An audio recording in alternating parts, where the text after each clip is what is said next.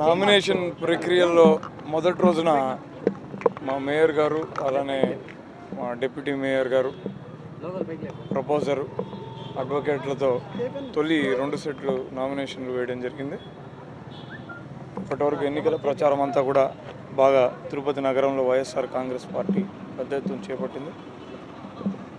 రానున్న రోజుల్లో కూడా ఆ స్థాయిని ఆ విస్తృతిని పెంచి ప్రజల్లోకి బలంగా వెళ్ళి వైఎస్ఆర్ కాంగ్రెస్ పార్టీ గెలిపే లక్ష్యంగా పనిచేయబోతున్నాం.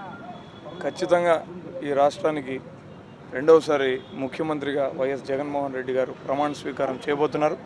తిరుపతిలో కూడా వైఎస్ఆర్ కాంగ్రెస్ పార్టీ జెండా రెపరెపలాడబోతోంది.